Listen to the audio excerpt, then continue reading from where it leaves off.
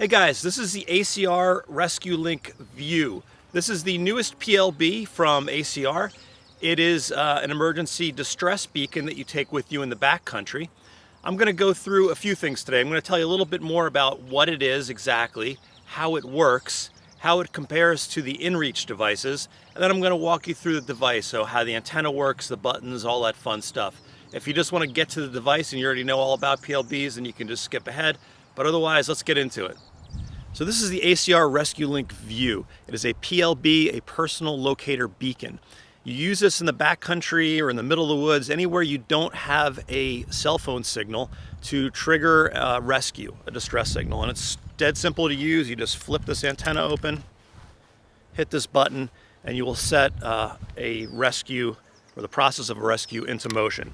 Now this is made by ACR. ACR has been in this business since the 50s. They've built survival gear for the Apollo missions. They've been building the sailboat version of these for years called an EPIRB. They've been building them for aircraft.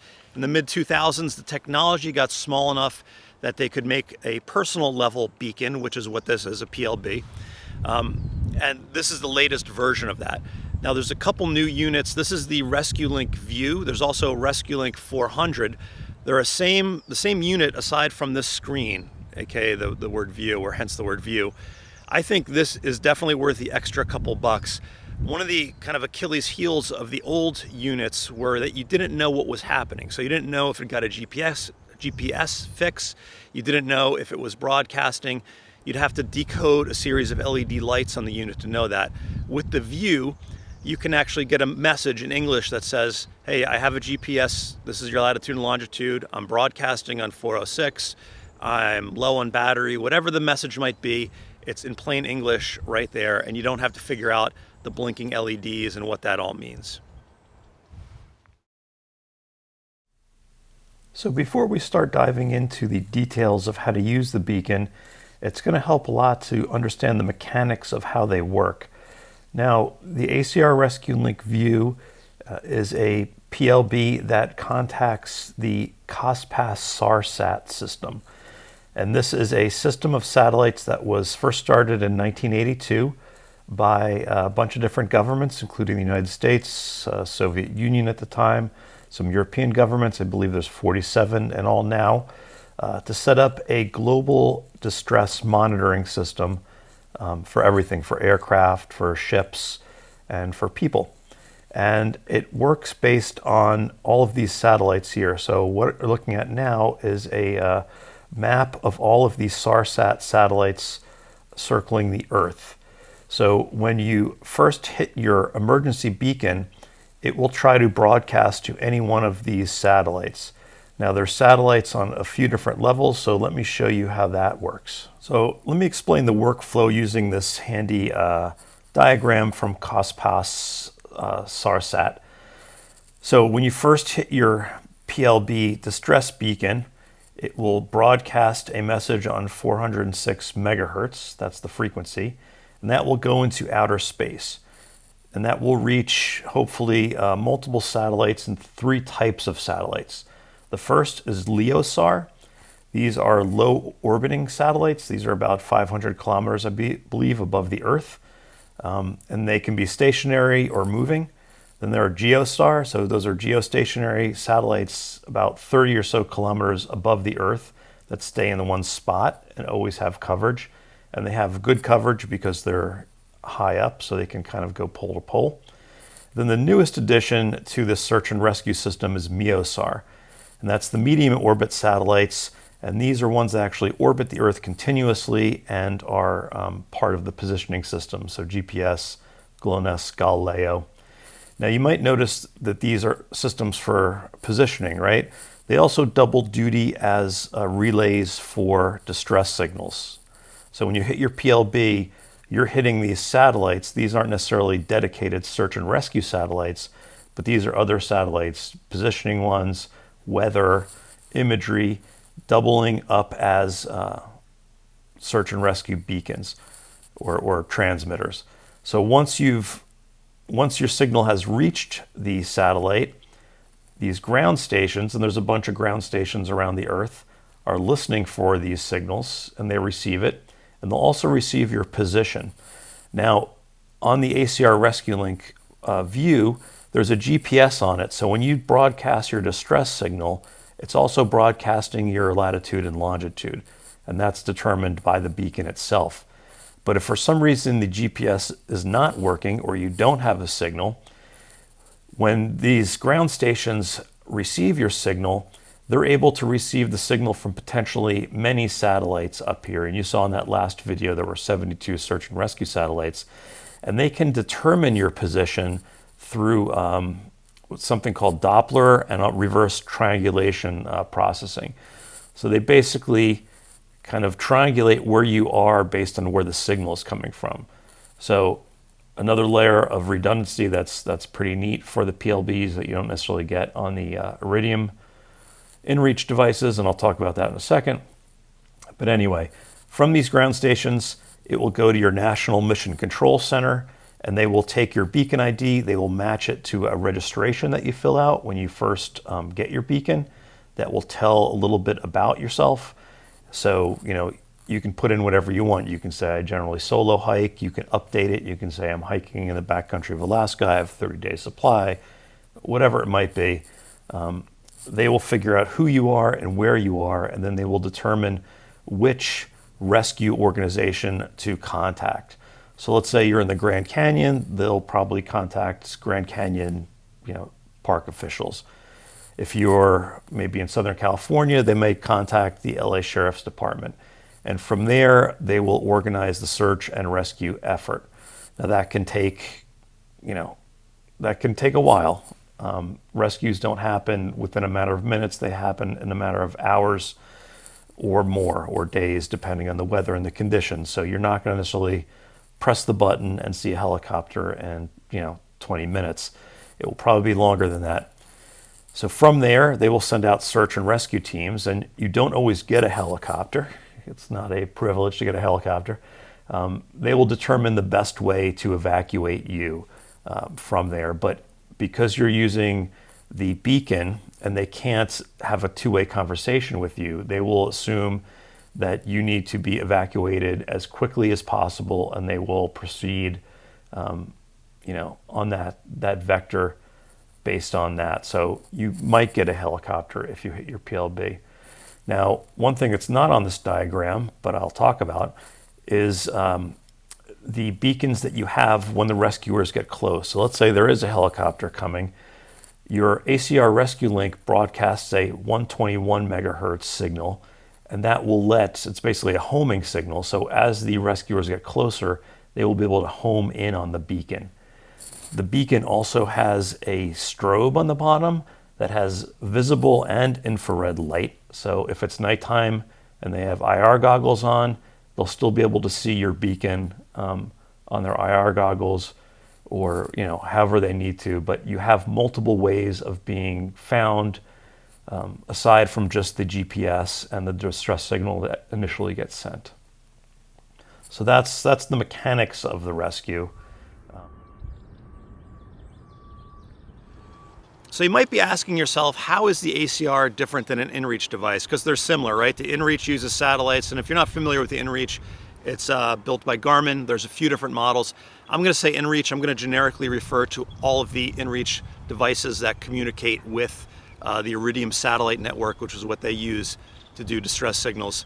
I have a Mini right here, and I have the review for the Mini and the Explorer and some of the other InReach devices on my website. So if you want to go into detail on these, you can certainly do that. Just go check out the links at the bottom of the page here. But otherwise, let me go into some of the details about how these are the same and how they differ, and when you would use one versus the other. Now, as I explained, the ACR uses the low, medium, and high satellites. So there's 3 different levels of satellite that it can get in touch with. The InReach uses the Iridium satellite network, which is a series of privately owned low Earth orbit satellites, and they have 100% coverage on Earth. So your chances are good of getting a signal and broadcasting it with the InReach as well as the ACR. Now, that signal network is approximately 1610 megahertz around there. This is 406. This has a longer wavelength, so theoretically, these signals will travel farther than the InReach signals. The InReach also has a speculated on broadcast wattage of 1.6 watts.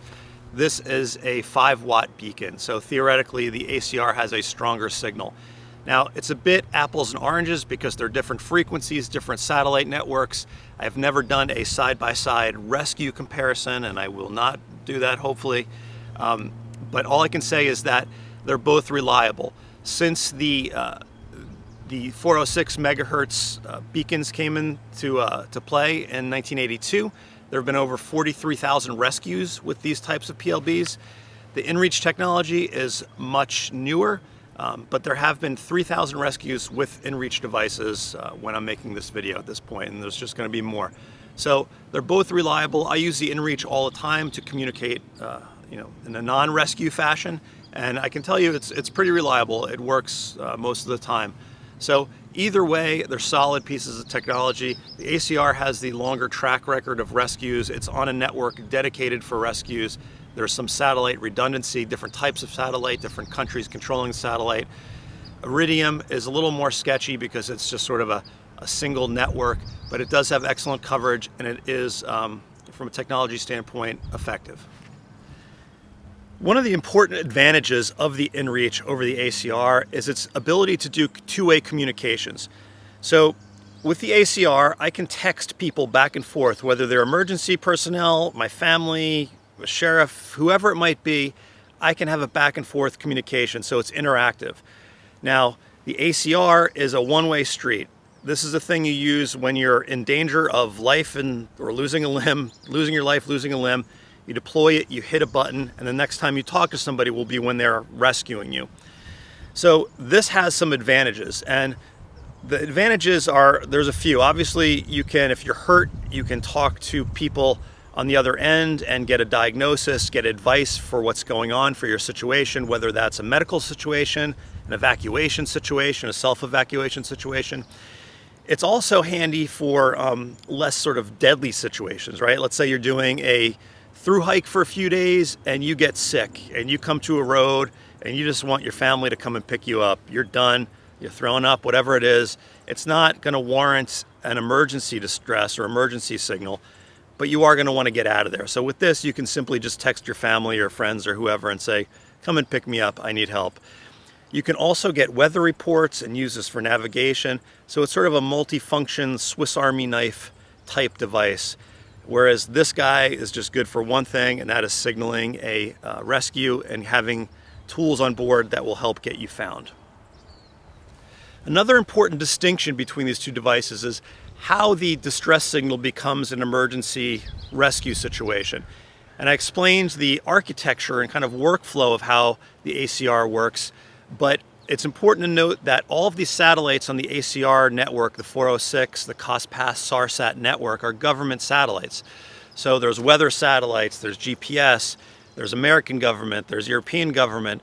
There's a multitude of satellites that do double duty to relay distress signals. When it goes to the grounds, the Mission Control Center is a government organization that handles contacting your local authority to get somebody out to rescue you. That's all done by the government. With the InReach, you use a company called GEOS, and GEOS is included in the subscription plan, and I'll talk about that next, but it's a private company. Now, it's a very good company. They have an excellent reputation. They've performed thousands of searches and rescues worldwide. They basically have contacts with everyone worldwide, with all the different local agencies, as does the government, and they will coordinate the rescue. Now, GEOS also has doctors on call and, experts who can help you answer questions that might not necessarily require a helicopter evacuation or emergency evacuation, such as medical questions, getting you out if there's forest fires, whatever it might be. You can do that all with GEOS. With this guy, you hit a button, it goes to the government, and somebody comes and rescues you. Now, for both situations, they're both going to contact a local authority, like a park service, a sheriff's department, whoever it might be, to come and rescue you. The only thing I would say is you definitely have an advantage with the InReach because you can do two-way communication. So let's say you smell smoke and you think there's a wildfire and you want to get out, you can evacuate yourself, but you're not sure if that's a possibility. You can reach GEOS and give them your position and tell them your plan and get feedback on the fire and figure out a way to evacuate, or maybe they'll send a helicopter because you're in imminent danger. With this guy, you can't do that, but it does go to a government control center, and at that mission control center, they interact with the Coast Guard, they interact with the Air Force. I'm guessing, and this is pure speculation, but I'm guessing that if you needed a very, very urgent evacuation, they would probably get an Air Force helicopter to come out to you before they went through all of the channels to get a Park Service and wasted that time if it was imminent danger. Again, pure speculation, but this is the government. They're tied into that sort of workflow. This is a private company. They have to make a few more calls. Now let's talk pricing. Both of these items are similar in price, and they vary. Obviously, there's sales and stuff, but $250 and up, you can get one of these. This is, I believe, is $350 now. It depends, sales, all that fun stuff. But ballpark $250 and up, you can get either one of these devices. Now, the difference is that with the ACR, you pay that fee up front and you don't have any other fees. And you can just throw this in your backpack. You can forget about it. There's no monthly billing. There's nothing until you have to replace the battery in about 5 years, which I'll talk about in a second. So nice if you don't want to pay more than just the beacon price. Now with the InReach, you need a subscription to use it. It's like a cell phone plan, and if you go to any of my InReach reviews, I'll talk about what those subscription plans are, how much they cost, and what's involved. But it won't work without the subscription plan. You can't just buy this, hit an SOS, and expect somebody to come if you aren't paying for the subscription. Now the subscription includes other services like preset text messages, maybe tracking, you can get weather reports. It's not just distress that you're paying for, but this is just distress. Now one of the other things that's included in here, I mentioned GEOS earlier. If you get a subscription, the GEOS rescue service is included with that subscription, and you can also add on rescue insurance at different levels with that, and that's all done through the online portal. It's super easy to use, it's affordable. It's like literally a checkbox to get insurance if it's not going to be covered by the local authorities, or if you want to get a medical evacuation. Now if you have this and you want to get insurance as well, there's private insurance, and if you go to the website, I have the links for all of that stuff. But if you just want to get a beacon to have in an emergency, throw in your pack, get this guy. If you want a tool that's a little more interactive and you're okay with paying the subscription fee, the InReach is your move. Okay, lastly, I want to talk about the form factor and the battery on these guys. So they're both really small, they're both really light here. You can see they're small enough to fit in your pack in an unobtrusive way. The InReach Mini is about 100 grams. The bigger models weigh more, obviously. This is about 148 grams. They're light enough that you can put them in your pack, forget about them. I actually carry both, and I'll tell you why I do a little bit later, but not too heavy. They're rugged. They're built to withstand outdoors conditions. Let's talk about the battery, because the battery is a bigger deal. Now on the ACR unit, the battery is internal, it's sealed in there, and it lasts for 5 years. So you can put it in your backpack, you can put a calendar reminder for 5 years from now to replace it, and otherwise you don't have to worry about it. Now it will drain down the more tests that you do, and it'll give you a message on the view that says your battery's low if you've done a lot of tests, but there's not a reason to do a lot of tests, and I'll show you that in a sec. But that's the deal. And when it does come time to replace the battery, it's anywhere from $100 and up. I replaced the battery on my old unit. I went to a Marine service center and they did it in a couple days. Pretty simple, but you could pay more, and I'm sure as time goes on, it's gonna cost more. If you do have to replace the battery in 5 years, it might be, there might be a new version of this out that's worth paying a little bit more for than just a battery, but that's how this battery works. Now on the InReach devices, they are all USB chargeable, and it'll charge with any standard USB cable. You can plug it in the wall, plug it in your computer, plug it into a battery pack.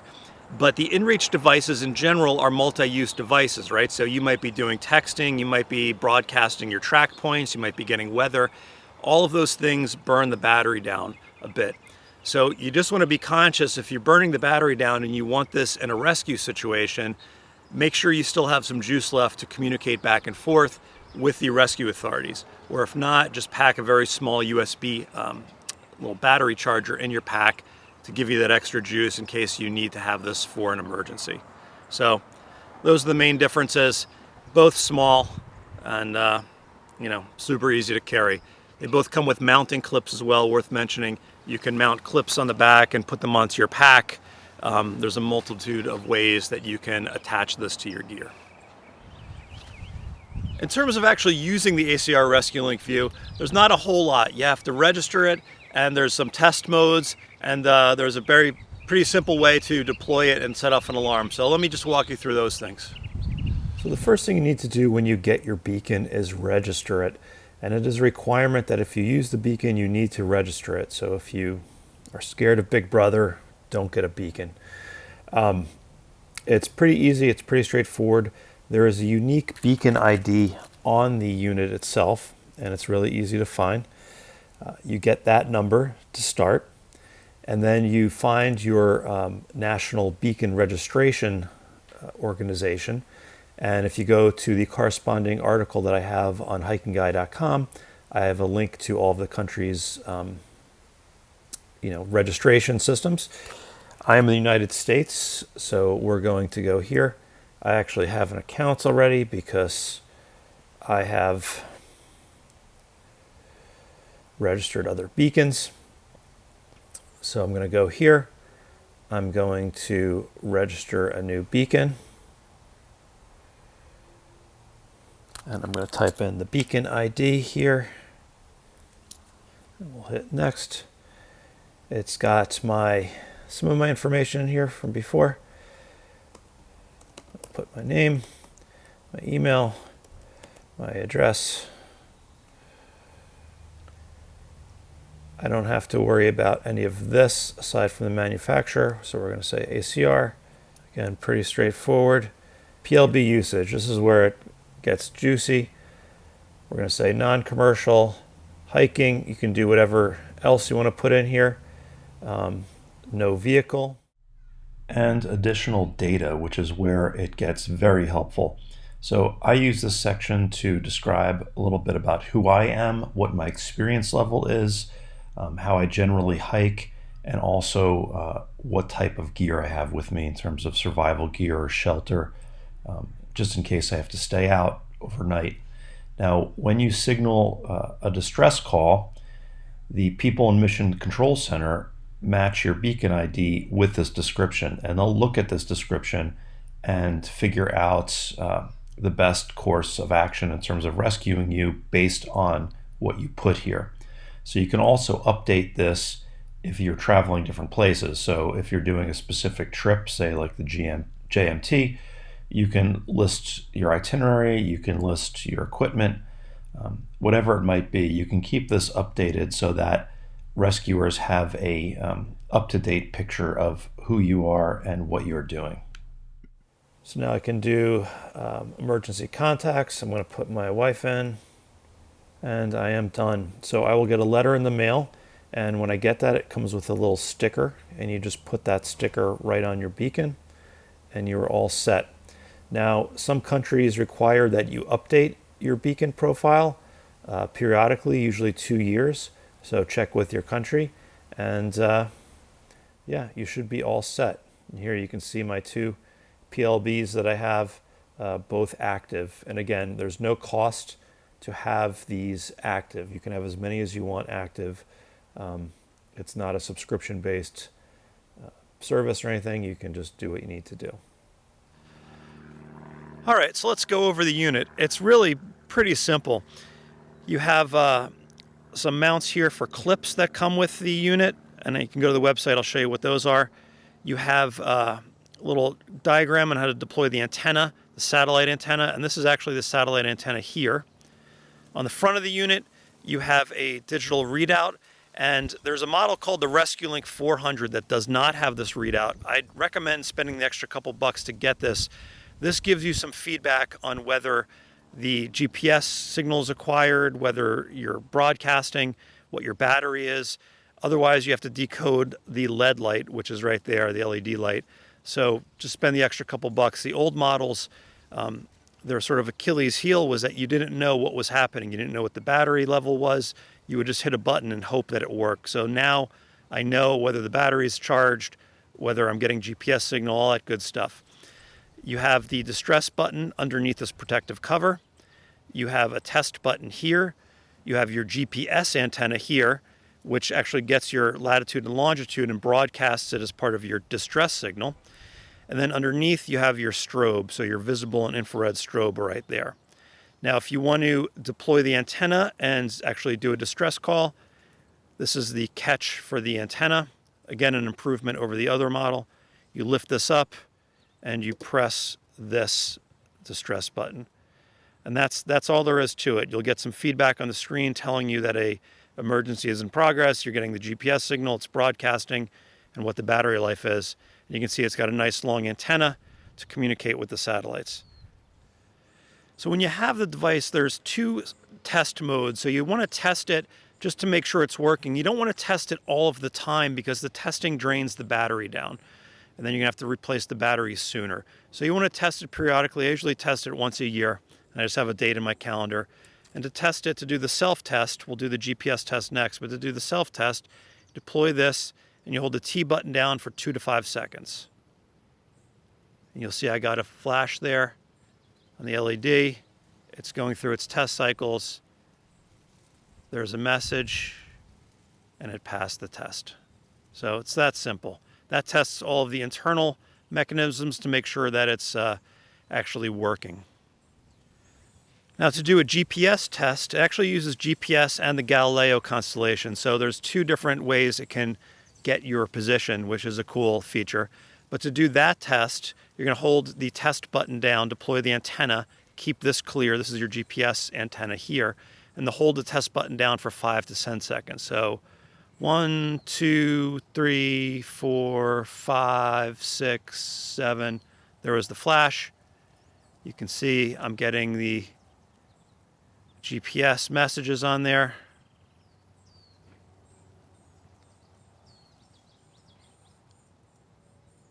This is going to take a little bit longer. Let me move this so I have a better view to the sky.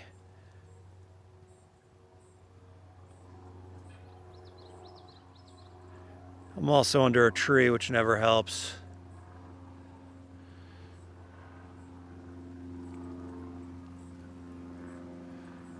It's giving me my position there. There's my latitude and longitude, which is a handy feature if you're in an emergency. And it passed. You can see it also said the number of tests that I have left. Again, that's because it drains the battery down. So here's what I would recommend. If you want to just buy a beacon that you don't pay for outside of the beacon cost, you just put in your pack and you forget about it, you don't care about texting or weather reports or any of that stuff, then get an ACR. Get the ACR ResQLink View. This is the best of the PLBs that are out there right now. Definitely worth it. If you want to text back and forth, tell your family that you're okay, maybe not signal a rescue, maybe get more interactive rescue information like we mentioned before with the forest fire or a medical emergency, then an InReach device is probably a better bet for you. And they do offer other functions and features, which I have in all my other reviews, so you can learn more about that there. Now, if you have an older ACR unit, this is an ACR ResQLink Plus, and you need to replace the battery, I would strongly suggest getting a new unit. Now, if you look at the old unit versus the new unit, the old one doesn't have the screen on there. So this screen will give me feedback on what's happening with the device, whether it has a GPS signal, my latitude and longitude, which can also be helpful. This guy won't. So if it's going to cost you, say, $150 to upgrade the battery, spend an extra $100 or $2 to just get a new unit. I think it's well worth it. Now, what I do is I actually have both of these units. Because they're light, because they're small, I use both of them. Now, I take my ACR and I put it in an emergency kit in my pack.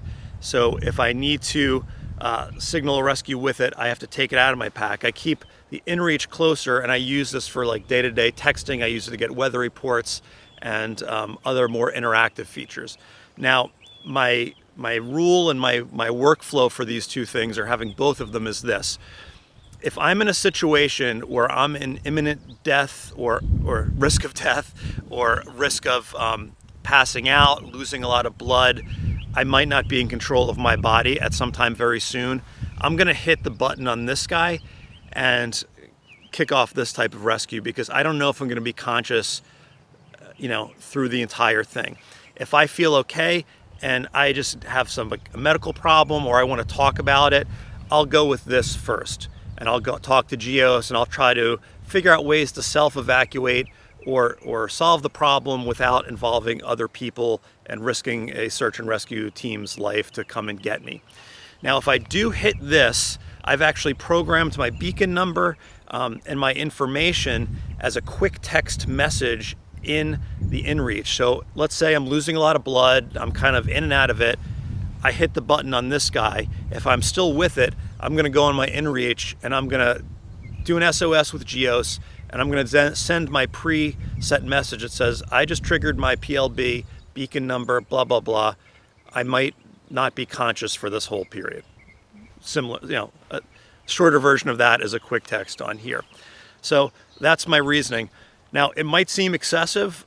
For me, a couple hundred bucks and a couple hundred grams, not even a couple hundred, 148 extra grams in my pack is worth it to have the redundancy in case I need both of these. And obviously, if the InReach didn't work, I would trigger this. That's worth it to me to get home safe at the end of the day.